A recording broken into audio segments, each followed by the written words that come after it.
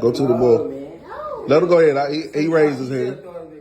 Like 50, like $1 minus 50 to get 50. You know what I mean? Yeah. All right, go ahead. Oh, you want to explain it too? Go ahead up there, Coach E. Get up. You a big boy.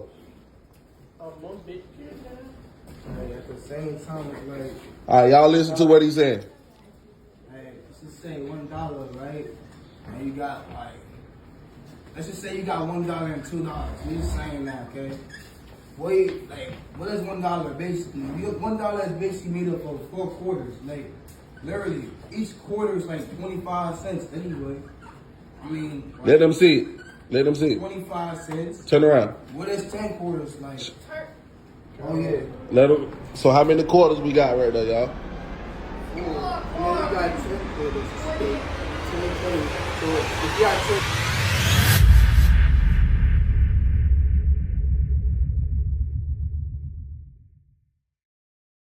His brother was shot and taken from him in the streets of Wilson, North Carolina. The pain of that loss drove 39-year-old Donta Chestnut to dedicate his entire life to stopping gun violence. He founded Our Wilson, a nonprofit that mentored hundreds of at-risk youth. He ran for city council on a platform of change. He told local media, "Don't limit yourself and get recognized as a shooter." Children looked up to him. Parents trusted him. The community believed in him. But on September 16, 2025, that same man would pick up a gun and walk into a house on Washington Street. 23 minutes after a phone call to the sheriff, 44-year-old Natasha Sutton and her 21-year-old son Avantae Pender would be gone.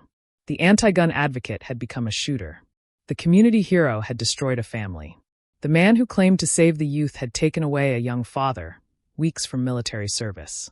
2 videos captured what really happened that day. One that Donta wanted you to see, and one that revealed who he really was. Welcome to Beyond Guilty. If this is your first time watching our channel or videos, please like and share your thoughts in the comments, as it's important we hear from you. Wilson, North Carolina is a small city of just under 50,000 people, located about 40 miles east of Raleigh. Known for its tobacco history and tight-knit community, Wilson is the kind of place where everybody knows your name. But beneath the surface, the city struggles with poverty and violent crime that too often makes headlines. From shootings to assaults, Wilson carries a beauty marked by resilience, yet shadowed by violence that leaves lasting scars on its streets and in its people. And in those streets, one man decided he was going to make a difference. Donta Chestnut grew up in Wilson under what he described as a questionable lifestyle. He raised himself. His mother passed away when he was just 11 years old, leaving him to navigate childhood with his grandmother and the lessons she taught him. Life was rough. Life was hard. But Donta had a gift: football. He was good. Good enough to earn acceptance letters from multiple colleges, including Penn State, Princeton, Dartmouth, and other Ivy League schools. NCAA programs wanted him. His future looked bright. But then came the injuries. First, he stepped on a rusty nail at age 8 while running from police with older guys. The wound turned gangrenous. Doctors wanted to amputate his foot. His mother refused. That decision saved his ability to walk, to run, to play the sport he loved. Then came the knee injury. ACL tear, MCL tear, scratched patella. Doctors told him he'd never play football again. But Donta didn't accept that. He claimed God healed him, and he went on to play 3 more seasons. Through it all, Donta developed a reputation in Wilson. Some people called him a gang member. Some people called him a troublemaker. In 2011, he had an altercation with police officers right in front of his own house. According to Donta, an officer told him he looked like he had a warrant, then pushed him and said the F word to his face. When they grabbed his brother and threw his head against a car, Donta fought back and he was charged for it. But when the case went to trial, a judge found him not guilty. The officer's own colleague testified that the officer was wrong. That incident could have sent Donta down a dark path. He'd already been shot in 2005, a bullet still lodged in his spine to this day. He admitted in a radio interview years later, "At that time, I was ready to die or do something to somebody else. But it opened my eyes up. Instead of becoming what the streets expected him to become, Donta made a choice. He would channel that pain into purpose. He would become the change he wanted to see. Save the youth of Wilson, North Carolina, from the same fate that claimed his brother." In a radio interview, Donta explained his motivation. With the program, my brother, he ended up getting shot and taken. It was a program that I always wanted to do, but it made me push forward with that after his passing. And it hurt me. So I wanted to make a difference in the community. He founded our Wilson, a nonprofit organization focused on bridging gaps and empowering youth through mentorship, education, and community activities. The mission? Empowering young people to reach their full potential by fostering meaningful connections and providing guidance. The website described Donta Chestnut as having emerged as a true hero, standing tall as a testament to the power of one individual's determination to spark change. It called him a prominent leader, entrepreneur, mentor, and advocate who showcased the transformational potential of a passionate soul with an unyielding drive. The site praised him as the visionary who dared to stand against violence and for the greater good. And he delivered on that vision. Donta taught kids financial literacy. He taught them how to change oil and brakes on cars. He brought in wrestling coaches, boxing instructors, gardening mentors. He organized trips to Emerald Point Amusement Park, just like his grandmother used to do. He fed the homeless. He gave out toys to the community at Christmas. He started a semi-pro football team for young adults aged 18 and up, giving them an outlet to stay off the streets and potentially earn college scholarships. He coached basketball.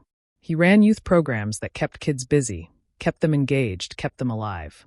In a radio interview, Donta shared his vision for the kids he worked with. We do financial literacy. We do sports. We teach the kids how to change oil, how to change brakes. We teach them life skills. We have people like Coach Charles Jones. He'll teach them wrestling. He'll teach them how to plant seeds and gardening. Skip, he'll come in and teach them how to box. We do physical education also with Charles Austin, and that teaches them how to not be obese because we got a lot of kids overweight. So we wanted to make sure that they're healthy also. Parents trusted him with their children. One mother, Takita Farmer, told the media her kids attended youth programs Donta ran. The community rallied around him. When he decided to run for Wilson City Council in 2023, people showed up. They walked the streets with him, 30, 40 people deep on some Martin Luther King-type energy. Signs held high, dressed in suits and ties, marching through the neighborhoods to spread his message of change. He didn't win that election. He lost with 41% of the vote. But that didn't stop him. Donta kept pushing, kept mentoring, kept building our Wilson into something the community needed. On the surface, Donta Chestnut was exactly what Wilson, North Carolina needed. A man who had been through the fire and came out preaching against violence. A man who lost his brother to gun violence and chose to prevent others from experiencing that same pain. A man who looked at troubled youth and saw potential instead of problems. But here's the thing about surfaces. They can hide what's underneath. 44-year-old Natasha Sutton was a mother, a wife, a daughter, a sister. She was described by those who knew her as sweet, humble, with a heart of gold and a beautiful smile. She was the kind of person who checked in on friends just to make sure they were okay. She was thoughtful. She was resilient. She carried more than her share of challenges, but she showed grace through it all. Her family would later say she will be remembered for her thoughtfulness, the sacrifices she made, and the deep love she had for so many. Natasha had a son named Avantae Pender, 21 years old, a father to twin 1-year-old boys who were his entire world. Avantae was excited about his future. He was weeks away from serving his country in the United States military. He had plans. He had dreams. He had 2 little boys who needed their father.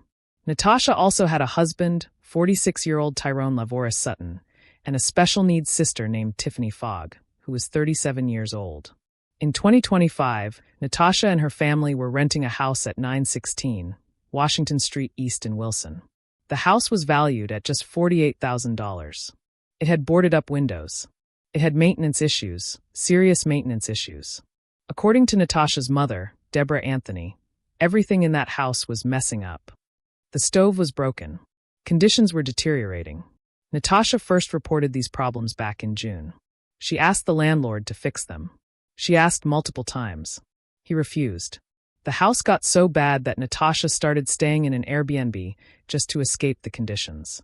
But that cost money. Money she was running low on. So Natasha made a decision. If the landlord wasn't going to fix what was broken, she wasn't going to pay rent.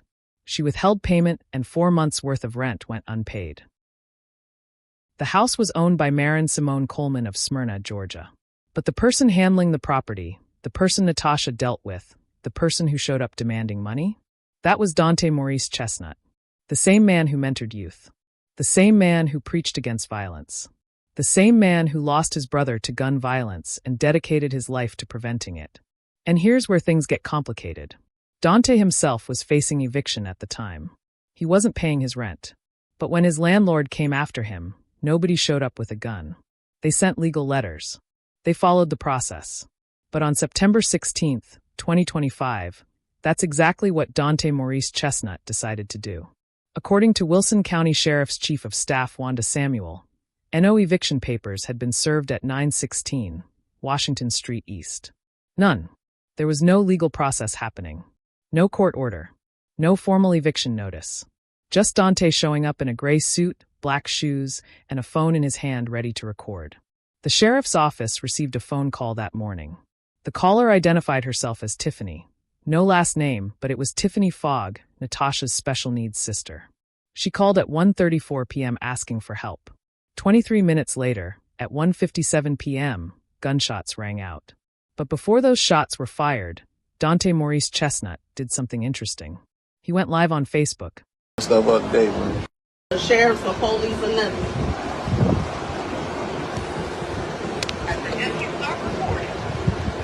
They got to go today. What? Sir, you cannot. They can record all they want. So you need to go control the lawyer. They can record all they want. They getting out today. Right, you hear that, Miss Buddy, right? So you need to get a report. Wait for the police to come. Okay. Okay, you can give me a call back. Thank you. You're welcome. Nah, we got to start packing stuff up today, man. The sheriff. Donta posted that to his Facebook page, then deleted it shortly after. But that video shows a man standing on a porch, confronting residents, demanding they pack up and leave immediately. No eviction papers. No legal process. Just demands. But here's what that video doesn't show. Here's what Donta deleted before the world could see what happened next. Because while Donta was recording himself making demands, 21-year-old Avantae Pender was recording from inside the house. And Avantae's phone captured everything that happened after Donta's Facebook Live ended. Johnny Chestnut, Donta's cousin who was also running for city council, happened to be in the area that day passing out campaign literature. He saw Donta on the porch. He didn't think anything was wrong. Just looked like Donta was having a conversation with residents. Then Johnny heard something that made his blood run cold. The next thing I know, I heard some gunshots. It was probably 6 to 10 shots. According to the transcript from Avantae's phone, the first 14 shots rang out in quick succession. The cell phone fell to the floor, capturing blurry imagery as chaos erupted inside that house. A man in a gray suit, Donta Maurice Chestnut, was seen pointing a semi-automatic pistol as he stepped into the house, into a side room. He stepped out and fired 3 more shots. Then 4 more shots back into that side room he shot into just previously. Tyrone Sutton, Natasha's husband, was seen falling to the floor after being pistol-whipped by Donta. The sounds of strikes could be heard as Tyrone collapsed. During the shooting, Donta moved through the house, stepping into another side room. He was seen with a gun in his hand at least 3 times. The video captured his face. Donta was heard saying, "Where you at?" followed by a slur. Tiffany Fogg, Natasha's special needs sister, screamed. Glass shattered. Items crashed to the floor. Then 8 more shots were fired. Donta was seen walking over the dropped cell phone, heading toward the front door. 1 minute and 20 seconds elapsed from the time Donta entered that house shooting until he walked back out. Several more minutes passed before a neighbor entered the home, asking what happened. By then it was too late. 44-year-old Natasha Sutton was gone. 21-year-old Avantae Pender was gone. 37-year-old Tiffany Fogg had been shot, but survived with non-life-threatening injuries. 46-year-old Tyrone Lavora Sutton had been pistol-whipped and shot, but he too survived. A mother and her son. Gone. Over rent. Wilson police officers were called to the 900 block of Washington Street for reported gunfire around 2 p.m., and they arrived. They found 3 victims who had sustained gunshot wounds. Natasha Sutton and Avantae Pender were pronounced dead at the scene by Wilson County Emergency Medical Services. Tiffany Fogg was taken to Wilson Medical Center. Investigators identified Donta Maurice Chestnut as the suspect early in the investigation. He was taken into custody and charged with 2 counts of first-degree murder and 1 count of attempted first-degree murder. A second attempted murder charge would be added later for Tyrone Sutton. But Donta didn't act alone in the aftermath. Police investigators accused Tiffany Monique Chestnut, Donta's 36-year-old sister, of taking a part of the broken handgun and giving it back to her brother as he fled the scene. She was charged with felony acting as an accessory after the fact and felony altering, stealing, or destroying criminal evidence. Tiffany Chestnut appeared before a Wilson County judge and was granted a $30,000 bond. She made bond that same night. Donta? He was being held at the Edgecombe County Jail with no bond. The news hit Wilson like a shockwave. Donta Chestnut, the youth mentor, the anti-gun advocate, the man who ran for city council, the man who founded our Wilson, the man whose nonprofit website described him as a true hero who dared to stand against violence and for the greater good. That man had just shot and ended 2 people over a rent dispute. Takeda Farmer, whose children attended youth programs Donta ran, rushed to the scene as soon as she heard what happened. She told the media, "Just devastating that something like this would even be brought to our attention." She described Donta's impact on the community. She said, "He comes to this community all the time to give back to his community, clean up the yards, help the old people out." The arrest was hard to square for people who knew him, for people who trusted him with their children, for people who believed in his mission. On Tuesday, September 17, 2025, Donta Maurice Chestnut made his first appearance on murder charges in Wilson County Criminal District Court. Family members of the victims wept as Wilson County Sheriff's deputies brought Chestnut before District Court Judge Tia Taylor at the Wilson County Courthouse.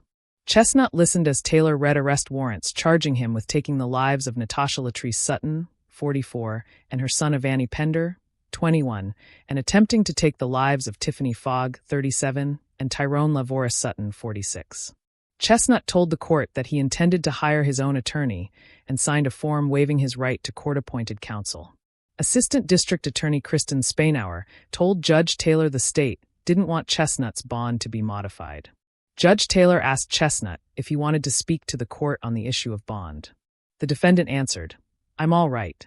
Judge Taylor set Chestnut's probable cause hearing for September 30th in Wilson County Criminal District Court. And just like that, the man who once walked Wilson's streets as a hero was now walking into court in handcuffs as an accused double murderer. Natasha's mother, Deborah Anthony, spoke to CBS 17, crying in her husband's arms. She was not prepared to face such a tragedy. "I haven't seen a body, so I'm still not believing that they're really gone," Anthony said. "I know both are still living in me."